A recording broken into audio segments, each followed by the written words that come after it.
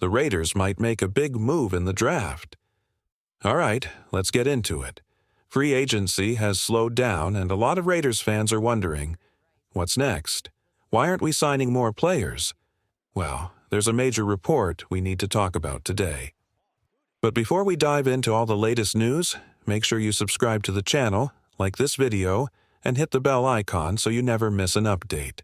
We bring you the hottest Raiders news every day, so don't miss out. Ashton, jeanty. According to Jordan Schultz, there are people inside the Raiders organization who really want him. In fact, there's talk that the Raiders might pick him at number 6 overall. If you've been following Raiders Twitter and social media, you've probably seen a lot of fans asking for jeanty. And honestly, it wouldn't be the worst move. The Raiders have a big hole at the running back position. Yes, they just signed Raheem Mostert, but he's not expected to be the number 1 guy. He's solid, but he's more of a depth piece. Right now, the Raiders have Zamir White, who they might trade or release, plus Dylan Laub and Sincere McCormick. So, the draft is where the Raiders need to fix this problem. Should they take Ashton Jeanty at number 6? I'm not so sure. I've said this before. Look, I've said this before and I'll say it again. I have no problem with Ashton Jeanty. He's a solid running back and he could absolutely become a star in the NFL. But here's the thing.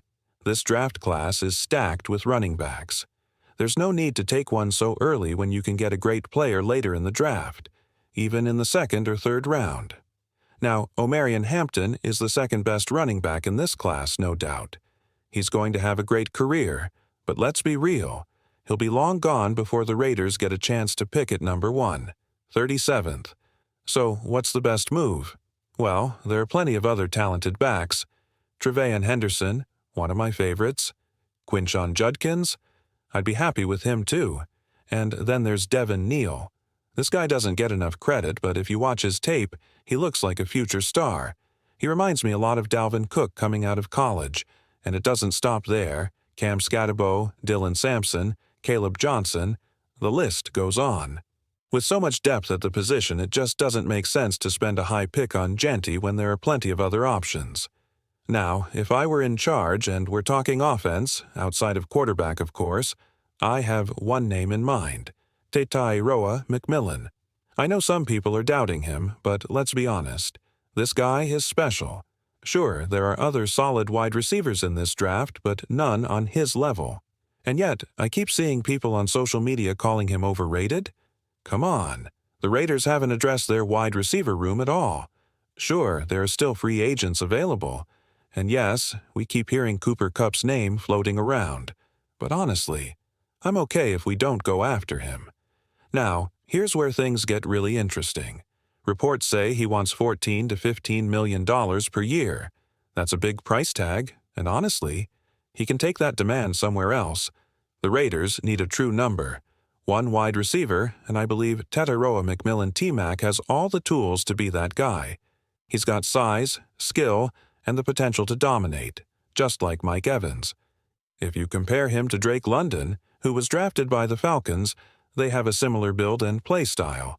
Sure, there are other receivers in this draft, but none as NFL-ready as T-Mac. Now, imagine giving Geno Smith more weapons. The offensive line isn't bad, and we can still improve it through the draft. If the Raiders go O-line in the 1st round, I won't love it, but I'd prefer that over spending a high pick on a running back. Just think about this offense. T-Mac and Jacoby Myers as the main targets. Trey Tucker adding speed. Brock Bowers as a game-changing tight end. That's a dangerous lineup. And we could still add a veteran receiver in free agency. Amari Cooper, Keenan Allen, or Tyler Lockett. If the price is right, I'm all for it. As for the running back position, no need to panic. There's plenty of talent later in the draft. This offense could be stacked by 2025. Now, don't get me wrong, I wouldn't be furious if the Raiders picked Ashton Jeanty, but it wouldn't be my first choice. In fact, it kind of feels like the Raiders are playing chess here. They might just be hyping up jeanty to increase the value of the number, 6 pick. If a team like the Bears or Cowboys wants a top running back, they'll have to pay up to move up. And if the Raiders trade down, even better. More picks mean more options, whether that's T-Mac, another top receiver, or boosting the offensive line. But now, I want to hear from you, Raider Nation. Would you take Ashton Jeanty at number 6, or is that too high? Drop your thoughts in the comments below. Now let's talk defense because the Raiders have lost some key pieces. And one player who wanted to return to Vegas but won't be coming back? Clelin Ferrell. Yesterday, Ian Rappaport broke the news. The Patriots are adding yet another defensive piece, signing Clelin Ferrell to a 1-year, $5 million deal. And, I gotta say, why does it always have to be the Patriots? First, they poach our players, and now they're trying to build their defense off Raiders' talent. What's next? A silver and black jersey rebrand?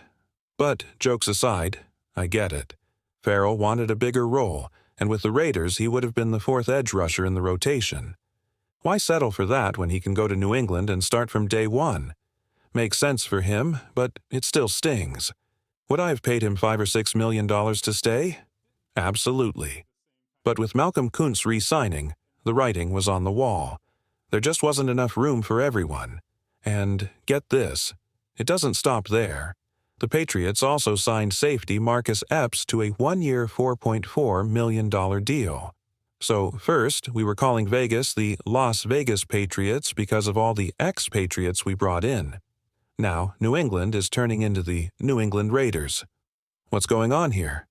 But in all seriousness, wish both guys the best.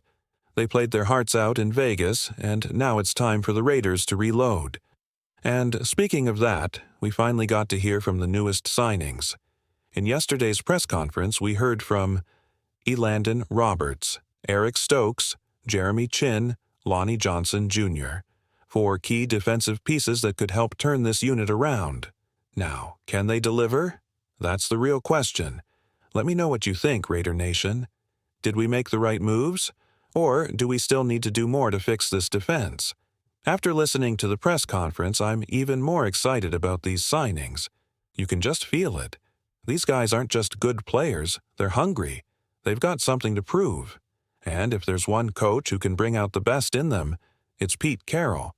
You could tell how much respect these guys have for him. Elandon Roberts talked about his first impression of Pete, and you could just hear the excitement in his voice. Man, Pete Carroll, he's got this energy about him. You meet him, and you feel it instantly. He's not just a coach, he's a personality, and he's the kind of guy you want to play for. And that's the thing about Pete. Players love him. You never hear anything bad about the guy, and that kind of energy. It's contagious. But what really won me over with Elandon Roberts wasn't just his enthusiasm, it was his mentality. Most guys in his position would come in and talk about playing alongside Max Crosby, which, yeah, is a given. But Roberts took it a step further. He made it clear, it's not just about the stars, it's about everyone. The role players, the guys who don't get the spotlight but make the plays that win games. I'm excited to work with everyone. Yeah, playing with Max is going to be great, but what about the guy making the one play we need to win? The guy people don't talk about? Those are the guys that help us win championships. That's leadership. That's a guy you want in your locker room. Now, another player we heard from? Jeremy Chinn. You could tell. This guy is all about competing. And when he got the chance to talk to Max Crosby? Man, I've been a fan of his for a while.